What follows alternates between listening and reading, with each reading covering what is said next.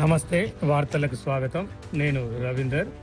జనగామ జిల్లా station Ghanpur municipality పరిధిలోని శివునిపల్లిలో కోట్ల విలువ చేసే ప్రభుత్వ భూమి మరోసారి వివాదానికి కేంద్ర బిందువైంది. ప్రభుత్వ భూమిని ఆక్రమించి విక్రయించారనే ఆరోపణలు వెల్లువెత్తుతున్న వేళ శాశ్వత కంచె ఏర్పాటు చేసి బాధ్యులపై చర్యలు తీసుకోవాలని మాజీ సర్పంచ్ బూర్ల విష్ణు కలెక్టర్కు ఫిర్యాదు చేశారు. పూర్తి వివరాలేంటో ఇప్పుడు చూద్దాం. స్టేషన్ ఘనపూర్ మండలంలోని శివునిపల్లిలో సర్వే నెంబర్ 46లో ఉన్న కోట్ల రూపాయల విలువ చేసే ప్రభుత్వ భూమిపై వివాదం మరింత ముదురుతోంది. ఓ రాజకీయ నాయకుడు 2019లో పట్టా భూమిగా చూపిస్తూ ప్రభుత్వ భూమిని ఆక్రమించి ప్రైవేటు వ్యక్తులకు విక్రయించాడని ఆరోపణలు వినిపిస్తున్నాయి. ఈ వ్యవహారంపై మాజీ సర్పంచ్ బూర్ల విష్ణు ఇప్పటికే పలుమార్లు అధికారులకు ఫిర్యాదు చేసినట్లు తెలిపారు. అంతేకాకుండా ప్రగతి భవన్లో ముఖ్యమంత్రి రేవంత్ రెడ్డిని కలిసి ఫిర్యాదు చేయడంతో 2025లో సీఎంఓ కార్యాలయం నుంచి కలెక్టర్కు ఆదేశాలు జారీ అయినట్లు సమాచారం. కలెక్టర్ ఆదేశాల మేరకు రెవెన్యూ అధికారులు భూమి హద్దులు నిర్ణయించి హెచ్చరిక బోర్డులు ఏర్పాటు చేశారు.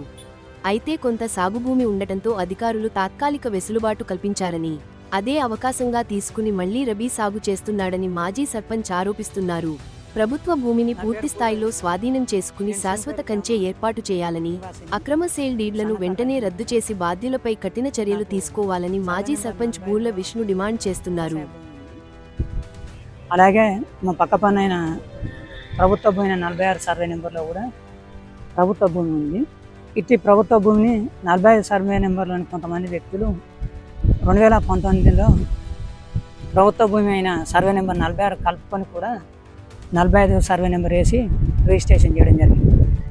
బూర్ల శంకర్ అనే వ్యక్తి 2019 సంవత్సరంలో మాంకారి విజయ్ కుమార్ కోటి భిక్షపతి గారులకు ప్రభుత్వ భూములను కలుపుకొని రిజిస్ట్రేషన్ చేయడం జరిగింది, అమ్మడం జరిగింది 28 గుంటలు.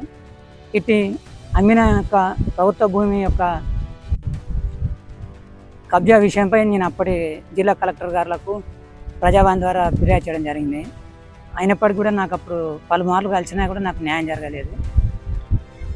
గౌరవ ముఖ్యమంత్రి రేవంత్ రెడ్డి గారు ప్రవేశపెట్టిన ప్రజావాణి కార్యక్రమంలో నేను హైదరాబాద్ ప్రగతి భవన్లో నేను ఫిర్యాదు చేయడం జరిగింది 2025 సంవత్సరంలో. అట్టి ఫిర్యాదుపై స్పందించి గౌరవ ముఖ్యమంత్రి గారి కార్యాలయం జిల్లా కలెక్టర్ గారికి ఆదేశాలు జారీ చేయడం జరిగింది.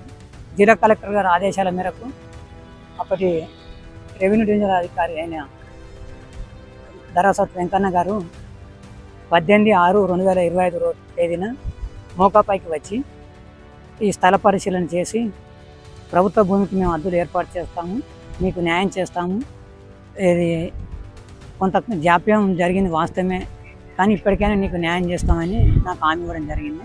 వారి హామీ మేరకు డిప్యూటీ ఇన్స్పెక్టర్ ఆఫ్ సర్వేయర్ గారు మరియు మండల్ సర్వేయర్ గారు 2 రోజులు కొలతలు వేసి తేదీ 20/6/2025 రోజున పంచనామా చేయడం జరిగింది.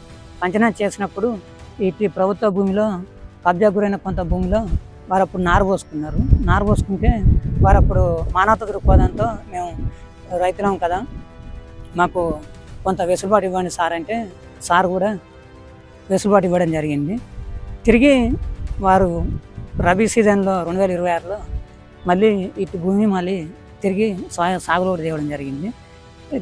అయితే అప్పటి రెవెన్యూ అధికారులు స్వాధీనం చేసుకున్నారు. కాకపోతే ఏమైందంటే దీనికి పూర్తి స్థాయిలో కంచె నిర్మాణం చేయకపోవడం మూలంగా మళ్ళీ తిరిగి వాళ్ళు యథావిధిగా తిరిగి మరీ సాగు చేసుకునే ప్రయత్నం చేస్తున్నారు. అలాగే ఈ 2019లో అమ్మిన బూర్ల శంకర్ అనే వ్యక్తి అప్పుడు తన భార్య ఎంపీటీసీగా ఉండే, అప్పుడు అధికారాన్ని అడ్డం పెట్టుకొని దీన్ని ప్రభుత్వ భూమిని కూడా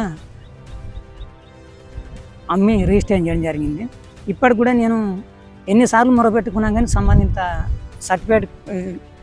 సంబంధిత రిజిస్ట్రేషన్ డాక్యుమెంట్ నెంబర్ 4991/2029 ఆ యొక్క రిజిస్ట్రేషన్ డాక్యుమెంట్ రద్దు చేయాలని కూడా నేను మీడియా పూర్వకంగా విజ్ఞప్తి చేస్తున్నారు.